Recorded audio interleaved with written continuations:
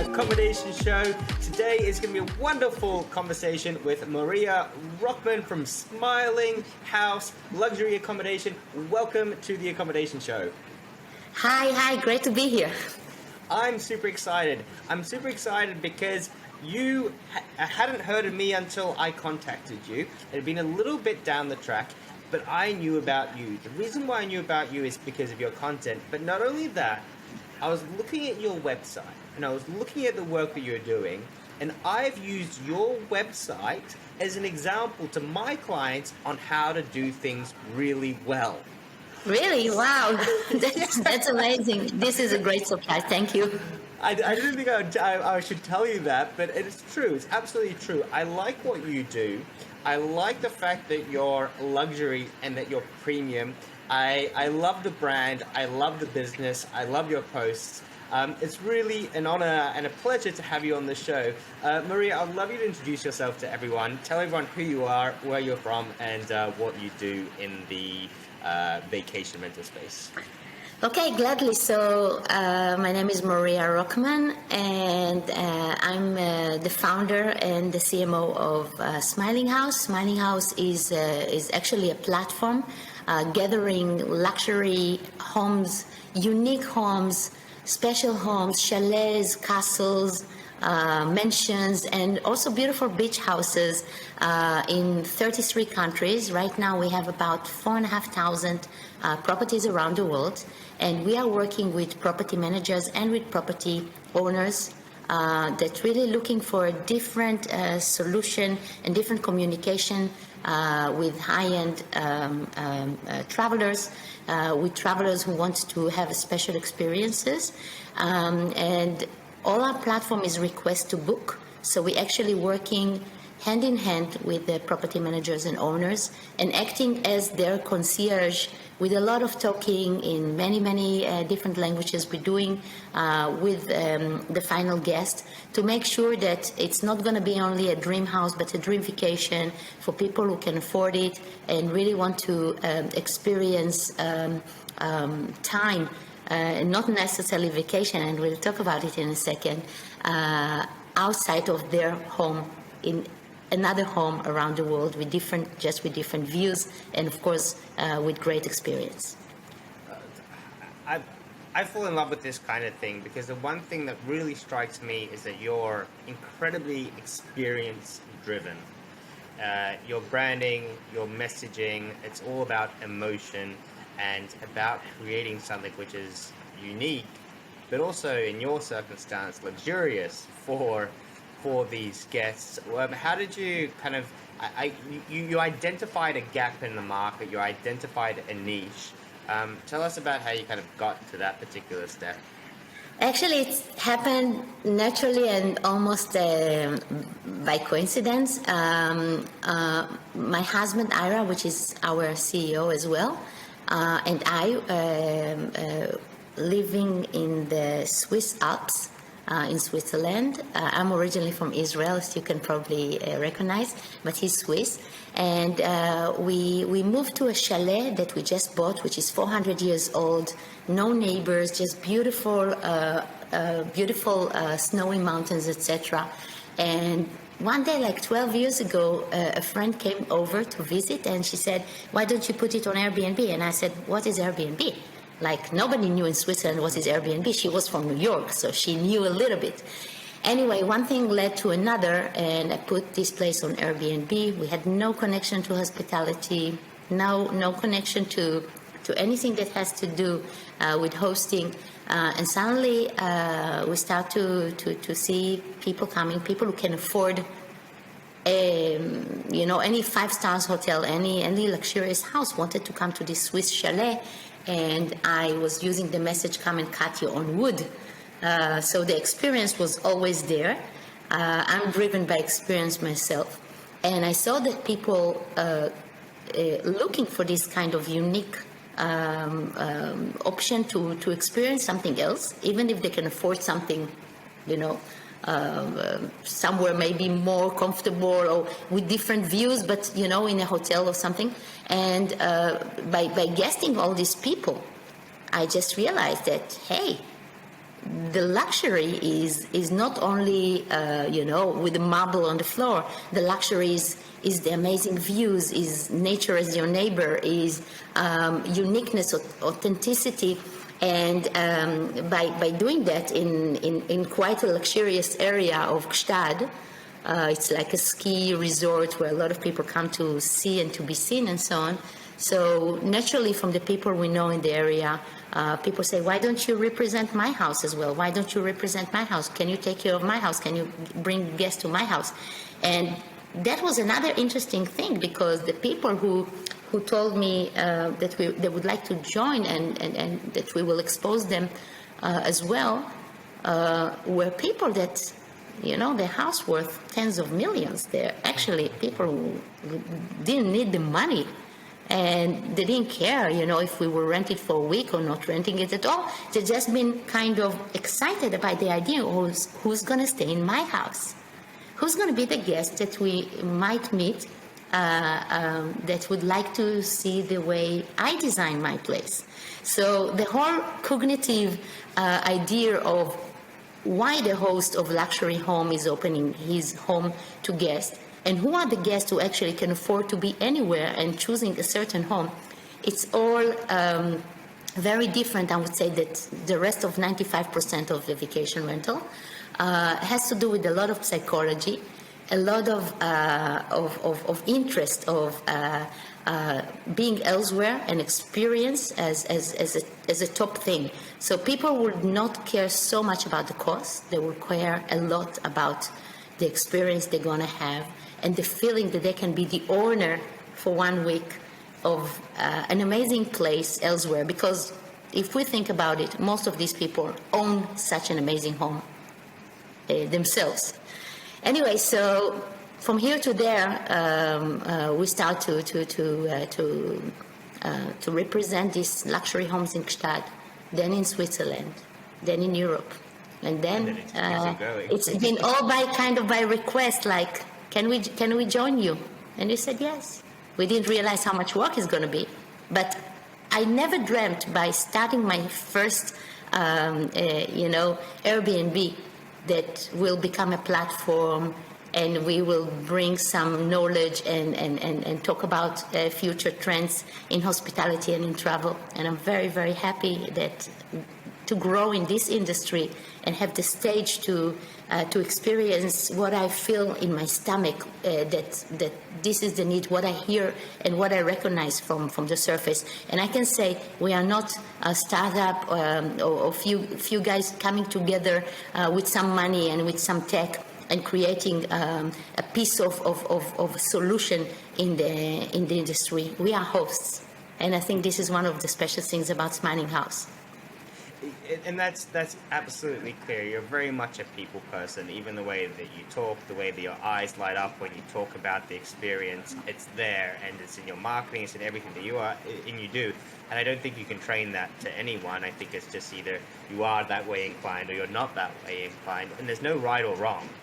It Right. just seems to be that that's the path that you've gone down. Now, if you are tuned in, and if you're listening to this show, I would recommend that you check out their offering, which is smilinghouse.ch, and you can see what they're doing. Now, today, what we're going to talk about is that experience, and it's an extension of that experience. And when we started this episode, so that everyone knows, Moriya took me on a little bit of a tour and showed me the amazing property she's staying in Greece, and stunning views. Now what we'll do is I'll ask her to take a picture of it and send it to me, and we'll put it in the show notes or somewhere for you to have a look at, and you go, Can wow. we just give them a small glimpse? We can give them a little bit of a glimpse as well. I don't have to go far. I just have to turn the camera. Beautiful. So there's a pool there, and if you can tilt it up a little bit for me. Yeah, great. So you'll see the idea of this place is just absolutely stunning, and Moriya is out there right now as a digital nomad, as she has access to all these beautiful places, and she can work pretty much anywhere in the world. We're talking about traveling to Australia, but this is where she ended up. Now, what would I love to talk to you about today is the opportunity in that marketplace and that opportunity of connecting with people like yourself who want to travel more and who want to move around. You said this is a great topic, so I'd love to know your thoughts about where the industry has this opportunity and what kind of people you would think would be taking advantage of this opportunity. Okay, so we all have to keep in mind, and not necessarily with luxury homes, etc., that the work industry, the way that people working in the world changed probably for good because of COVID. Many organizations are encouraging people to work from home. Many people used to already to work from home, and many people think like, hey, if my boss is paying me and I'm getting my salary and I can actually work from anywhere, why I keep being in this apartment? Why won't I change my views and move to a different house, a different apartment, a different place, and work and combine my work with experience? These are, you can call these people digital nomads, even though today I would say it's soon going to be disappearing, this term, because many of us going to have this privilege of working from far, working from anywhere. What it's bringing to our industry of the vacation rental is few things to keep in mind. It's bringing extending of lengths of stay. So most of the people that will do such workation, vacation, or it's more than a vacation, like part of their lifetime experience, they will not come for 2 weeks. They would come for minimum of 1.5 to 2 months, and then they will require your attention for pricing for longer terms. One. Second, they will not look only at the outside and how beautiful or how cool it is or how central it is, and of course how COVID restrictions are not as strong as they're in their place, I believe. But they would look also for the fact that a house has to be a house with amenities that will support a family or a long living. So real equipped kitchen, not just with a few forks and few knives, something you can cook. And I'm recommending to the one that want to get ready for this trend, even to think about giving up one space in house or even a room for an office, and emphasize on the strengths of the internet and on the facilities for somebody to work, like a working desk, a printer, a strong Wi-Fi I already mentioned, Netflix, etc. For the choice of a person is to be able to keep on working. And that will be more important than another room. You know, for many years, everybody tried to squeeze another sofa bed that opened to a double to have another 2 people.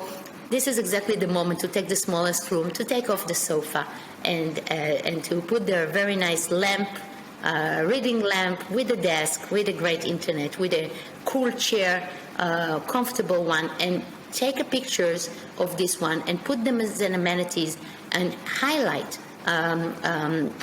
this part, and say even in the description that your place is ready for workation travelers. So the other part of it is, of course, the amenities that will support also long stay for a family.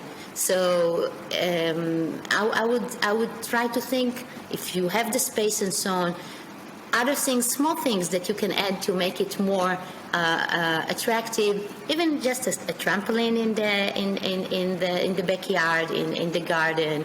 And of course, if you ever thought about adding a jacuzzi or an amenity to make your house a little bit more luxurious, this is exactly the time to do so, because another thing is that people want to experience something that they're missing, and they're missing this a little bit like this.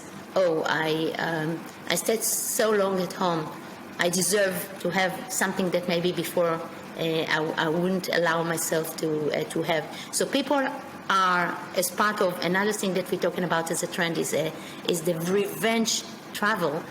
people that will come now in 2022 to book your place, they slightly, even though the situation of the world is not great economic-wise, but they will slightly upgrade their stay because they feel that they deserve and that they lost some leisure time. So if you can upgrade your place, upgrade a little bit the price, you'll be surprised that you're going to get the same bookings. So when you say upgrade the place, is there anything in particular you mean by that? Are we talking like Yes. a better television, a better internet connection, better cutlery, or is it other stuff? No, Or first of all, renovating the place? like I said, to be ready for the trend of the longer stays, you definitely have to dedicate a working space in the house that will look like a working space. And to emphasize on it, like call it office, internet, whatever amenities has to do with it. It's like calling this digital nomad and say, hey, we're ready for you. And otherwise, a lot of people, even outside of the vacation rental, been upgrading the feel and look of their house, a little bit of design. So if you haven't done it for a period of time, this is exactly the time to a little bit to refresh and to think about how it's looking when you're putting it on the OTAs, the pictures and so on, the experience. So yes, and if you upgrade in the sense of, for a long time I thought to add a pool or to add a hot tub or to add a jacuzzi, but yeah, it was winter, it was summer, it was lockdown, all these kind of excuses. Do it now, because people want not the discount of another $5. People want to spoil themselves a little bit more, and they will choose the places that will look the most cost effective, with the fact that it's still giving them something that they do not have at home. Beautiful. I love that. I think that's some really great advice, and I think that's a good strategy to go out there and think about the different things that you want to invest in. And that actually leads me into another question, and I'd love your opinion. When we're talking about avatars and the kind of traveler that's going to come, and especially you said you believe that it's going to be longer stays, so even more than 2 weeks, a month or a month and a half. And therefore, in my view, that would kind of knock out a lot of families with school-age children, because obviously they can't pull them out of school for longer periods of time, and probably a demographic which isn't really worth chasing, so to speak. If you've got those objections, then you would have like the single person or the couples as well that want to get away. What do you think is going to be the best sort of, when we look at those sort of avatars of that digital traveler? Do you have anything in your mind as to it's going to be these people, and these people? Look, first of all, I don't know if you know, but I'm a mother of 7 kids, and I have 4 kids under the age of 11, and they are here with me. In the last 2 years, we've been living in different parts in the world, from the Seychelles till Greece, where I am right now, Israel, Switzerland, Gran Canaria, and other places. Together with the workation flexibility, there's also flexibility in many, many countries for homeschooling, as well as for international schools that are opening their gates to digital nomads and accepting kids even for 2 or 3 months only. To keep their track on school. So really the kind of guests are very diverse, and I would say there's more guests, at least in the luxury segment, there's more guests that are family than just single and couples, because we normally not representing such small apartments or studios, or we are focusing on bigger homes. But where I am right now, in the beautiful island of Crete in Greece, there's a Facebook page with 25,000 people, only for the people who are digital. They declare themselves a digital nomad and staying here. So this is another way for you to have a distribution for free. Check out the digital nomads, different groups next to your, to your destination, and open yourself up to these people. The people that are normally playing and interacting in such groups are the ones that are there, but also the ones that planning to come there or planning to return there. Over there, you will find many more single, younger individuals who's working from anywhere, couples, or even 3 or 4 people that are not necessarily a family, but they're getting together and they will share the space as long as they can work from there, like a hub. And this is wonderful because these people are so much driven by experience, and they can stay for months, and they're willing to pay for it because somebody is paying them. Yeah. So I guess there's two things that came out of that. Is one, don't be limited by your own beliefs, like myself, and then also do your research. So go out there, look at the different groups, look at Facebook groups, and find out who the digital nomad might be that you can talk to and do that research. Now, I always knew that this episode was going to be a shorter episode, so it's only going to be a couple more questions and they'll be quite quick. The first one that I have with pricing, you did mention that you have to be a bit more price considerate when you're looking at a longer term stay. Do you have any rules for that? Yes, so the rules are, in leisure at least, I'm staying here, for example, in the winter, right? So this place for the summer is going like 4 times more than what I'm paying for 1 month. So, in the off season, if you are in a real leisure destination and you're hosting outside of your season, you would give probably about 40% of your peak season price for a longer stay. But this is really depend on the demand. In Gstaad, we have people who booked, quite a bit of people who booked for 3 or 4 months for the whole season, and they're working and living in a house, and prices didn't change.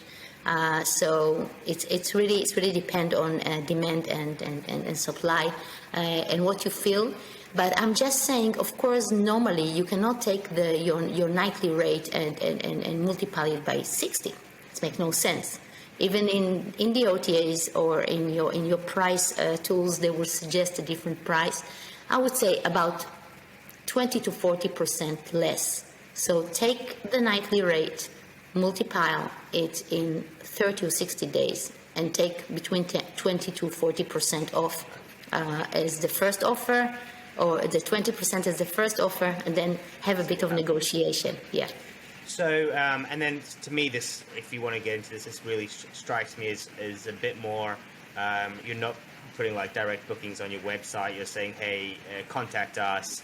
You put a little button, and you're doing a more personal sort of approach, maybe understanding what they need. So, for any of my clients or anyone out there, I would suggest just have a button saying, looking for a longer stay. Have a link, maybe with some more information as to all those different services, and then get them to call you or send you. Yeah, this kind of like people. That. Yeah, right. And this kind of people who wants to stay at your place for longer, of course, they have many more questions. And if you will give them any hint that you're willing to listen to them, that you're willing to work it for them and fit it for them, of course it will be you will be much more preferable person to take a decision rather than just to press a link on Airbnb and make it a booking and reserve it, and who knows what to expect. So yes, if you have the possibility to turn some of your properties that fits to this trend into request to book in the major, at least I know that in Airbnb and maybe VRBO it's possible, you can do it. Or really assist also a niche channel, just like a Smiling House, that will do it parallel to you. And will target this audience and will create this conversation in your behalf, and will come back to you when people are ripe to and ready to book your place. You're a natural born sales lady. I love it. Good little plug there.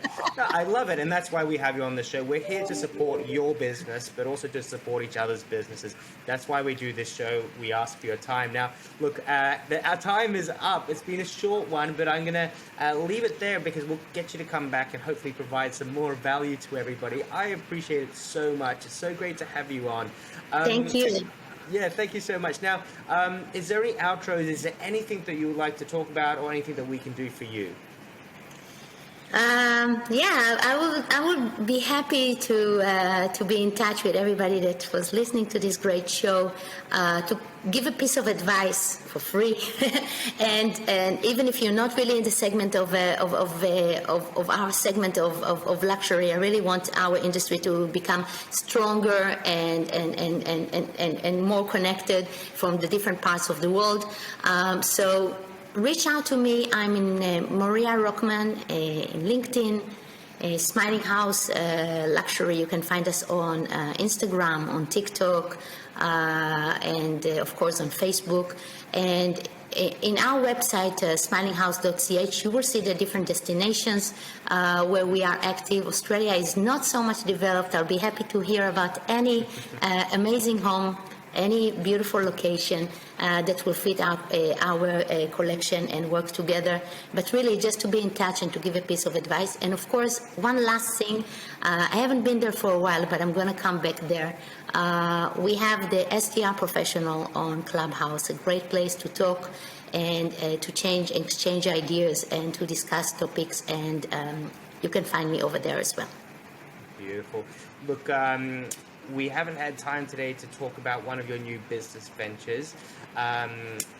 We can come back to that at a later stage, but folks, before we go, I want to know in 30 seconds what it is, what it's about, and there'll be a link at the bottom which I want everyone to click on. Can you give us a 30-second elevator pitch? So yes, we have two startups. One called Villa Tracker is connecting the bridge between the legacy travel players, travel agencies, concierge companies, travel designers, etc., and ourselves, the hosts, the property managers. And this is going to be a very exciting new way to get bookings from people that have been literally kicked out of the OTAs as the mediators. So you can check in Smiling House. I'll give you the link for Villa Tracker possibility, and you can, even without being part of Smiling House Collection, you can join us and put your property over there and to be exposed to these professionals. The other one is talking about homes that you have among your collection that they are for sale, and the value that you as a vacation rental specialist, as a host, creating by managing these homes. And that's called Triangle. I will give you the links for both. Beautiful. So much to ask you about that, but we'll leave that for another time. Thank you so much. I really appreciate it. Thanks for everyone for listening. Please make sure that you subscribe to the show, follow our links, and leave us your comments below. Thank you once again. Thank you so much, Bart. It was wonderful. Have a nice evening. Bye.